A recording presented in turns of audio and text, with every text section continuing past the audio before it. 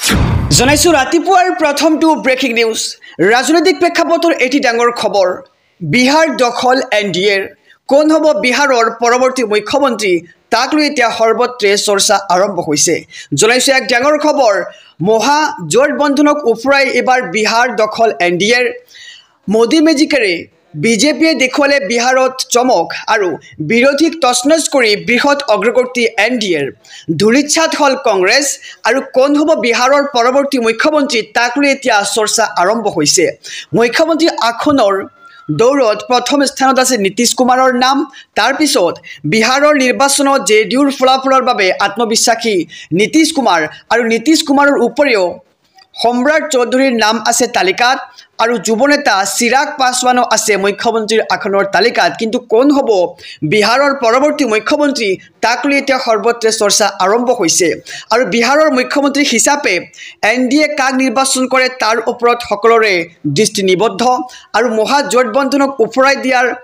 উফৰাই বিহাৰ দখল এনডিএৰ আৰু মোদী মেজিকেৰে বিজেপিয়ে দেখুৱালে বিহাৰত নতুন চমক আৰু বিৰোধীক তছনছ কৰি বৃহৎ অগ্ৰগতি এনডিএৰ আৰু ধূলিচ্ছাত হৈ পৰিছে কংগ্ৰেছ আৰু কোন হ'ব বিহাৰৰ পৰৱৰ্তী মুখ্যমন্ত্ৰী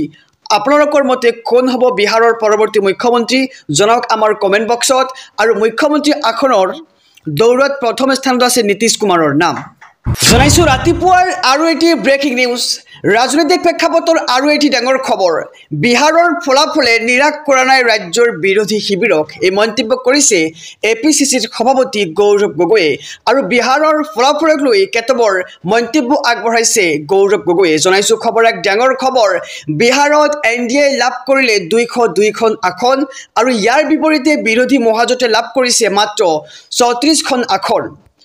আৰু বিহাৰৰ শোচনীয় পৰাজয়ৰ পিছতে অসমক লৈ গৌৰৱ গগৈৰ দাবী অসমত কংগ্ৰেছৰ নেতৃত্বত গঠন হ'ব চৰকাৰ কৈছে যে বিহাৰে আৰু অসম হৈছে অসম গতিকে বিহাৰৰ মানুহে বিহাৰত ভোট দিব আৰু অসমৰ মানুহে অসমতে ভোট দিব আৰু মুখ্যমন্ত্ৰীৰ মতে বিহাৰতকৈ ভাল ফলাফল অসমত পাব বিজেপিয়ে আৰু বিহাৰৰ ফলাফলৰ পিছতেই মুখ্যমন্ত্ৰীক সমালোচনা গৌৰৱ গগৈৰ বিহাৰ হয় অসম অসমেই হয় আৰু বিহাৰৰ লোকে বিহাৰত ভোট দিব অসমৰ লোকে অসমত ভোট দিব আৰু অসমৰ প্ৰতিটো জাতি জনজাতিয়ে বিজেপিক বিদায় দিবলৈ সাজু এনেদৰে এতিয়া মন্তব্য কৰিছে গৌৰৱ গগৈয়ে আৰু কংগ্ৰেছৰ নেতৃত্বত জনতাৰ সেৱা কৰা এখন চৰকাৰ আনিব ৰাইজে আৰু মুখ্যমন্ত্ৰীয়ে জনজাতীয় লোকসকলৰ মাটি কাঢ়ি আদানী আম্বানীক দি আছে আৰু ভূমিপুত্ৰসকলক সুৰক্ষা দিয়াৰ সকলো কাম আমি কৰিম আৰু বিহাৰৰ ফলাফলে নিৰাশ কৰা নাই ৰাজ্যৰ বিৰোধী শিবিৰক যি ধৰণে বিহাৰত নিৰ্বাচনী ফলাফল প্ৰকাশ পাইছে আৰু তাৰ মাজতেই গৌৰৱ গগৈয়ে এনেদৰে মন্তব্য আগবঢ়াইছে কৈছে যে বিহাৰত এনডিএ লাভ কৰিছে 202খন আসন কিন্তু ইয়াৰ বিপৰীতে মহাজোঁটে লাভ কৰিছে বিৰোধী মহাজোঁটে লাভ কৰিছে 34খনকৈ আসন আৰু বিহাৰৰ শোচনীয় পৰাজয়ৰ পিছতেই অসমক লৈ গৌৰৱ গগৈৰ দাবী জনাইছো আৰু এটি ব্ৰেকিং নিউজ চুবুৰীয়া ৰাষ্ট্ৰ জম্মু কাশ্মীৰত পুনৰ ভয়ংকৰ ঘটনা প্ৰচণ্ড বিস্ফোৰণত কঁপি উঠিছে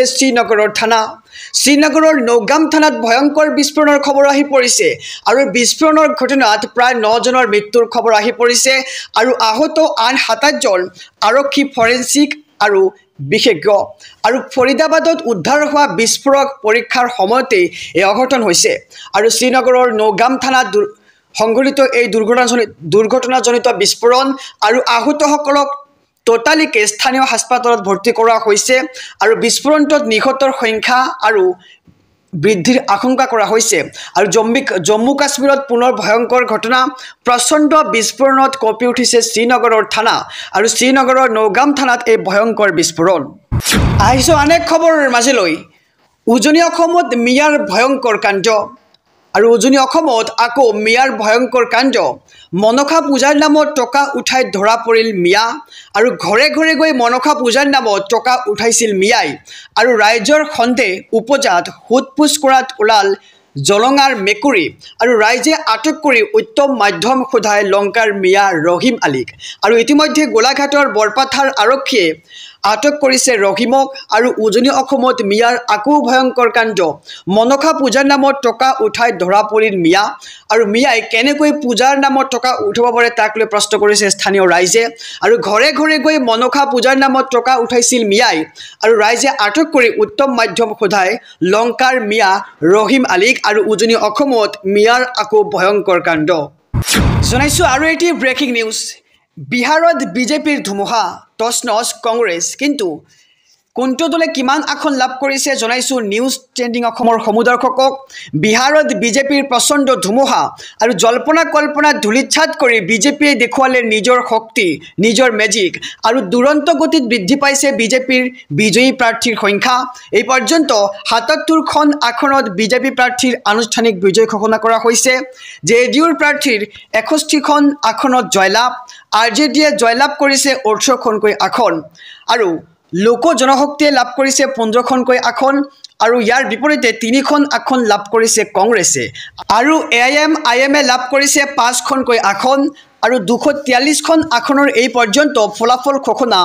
১৬৮টা সমষ্টিৰ আৰু ২০১০ৰ পিছত এয়া বিহাৰৰ সৰ্ববৃহৎ জনাদেশ আৰু বিহাৰত বিজেপিৰ প্ৰচণ্ড ধুমুহা দেখিবলৈ পোৱা গৈছে জল্পনা কল্পনা ধুলিচ্ছাত কৰি বিজেপিয়ে দেখুৱালে নিজৰ মেজিক আৰু দুৰন্ত গতিত বৃদ্ধি পাইছে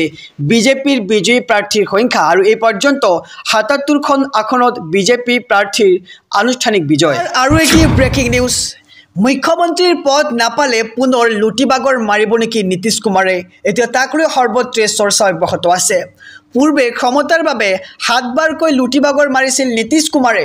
আৰু ১৯৮৫ চনত ৰাজনীতিত প্ৰৱেশ কৰিছিল নীতিশ কুমাৰ আৰু ১৯৯৬ চনত লোকসভালৈ নিৰ্বাচিত হৈ বিজেপিৰ অন্যতম সহযোগী হৈ পৰে নীতিশ কুমাৰ আৰু ১৯৯৯ চনত বাজপেয়ী চৰকাৰৰ ৰেল আৰু পৰিবহণ বিভাগৰ দায়িত্ব লাভ কৰিছিল নীতিশ কুমাৰে আৰু ৩ মাৰ্চ ২০০২ চনত ক্ষমা কৰিব ৩ মাৰ্চ ২০০০ চনত বিজেপিৰ সহযোগত প্ৰথমবাৰলৈ মুখ্যমন্ত্ৰী হয় নীতিশ কুমাৰ আৰু ফ্লোৰ ষ্টেণ্ডত নম্বৰ নথকাৰ বাবে পদত্যাগ কৰিব লগা হৈছিল নীতিশ কুমাৰক আৰু ২০০৫ চনত এনডিএৰ সহযোগত দ্বিতীয়বাৰৰ বাবে মুখ্যমন্ত্ৰীৰ আসনত বহে নীতিশ কুমাৰ আৰু ২০১৩ চনত বিজেপিৰে সম্পৰ্ক ছেদ কৰে নীতিশ কুমাৰে আৰু ২০১৫ চনত বিজেপিৰ বিৰুদ্ধে যুঁজিবলৈ সংগ লয় আৰজেডি আৰু কংগ্ৰেছৰ আৰু ২০১৭ চনত পুনৰ লুটিবাগৰৰ ৰাজনীতি আৰম্ভ কৰি চামিল হয় এনডিএত আৰু ২০২০ চনত বিজেপিৰ সৈতে মিলি গঠন কৰে চৰকাৰ আৰু আনফালে ২০২২ চনতে পুনৰ এবাৰ আৰজেডি কংগ্ৰেছেৰে মিত্ৰতা নীতিশৰ আৰু মিত্ৰজোঁটৰ চৰকাৰৰ ২ বছৰ নহওঁতেই পুনৰ এনডিএত চামিল হয় নীতিশ কুমাৰ আৰু বিজেপিৰ সমৰ্থনত নৱেম্বৰৰ বাবে বিহাৰৰ মুখ্যমন্ত্ৰী হৈছিল নীতিশ কুমাৰ আৰু এনে পৰিস্থিতিত নীতিশৰ ওচৰত সেৱা মানিবলৈ বাধ্য হৈছে এনডিএ আৰু সংখ্যাগৰিষ্ঠতা লাভ কৰিলেও মুখ্যমন্ত্ৰী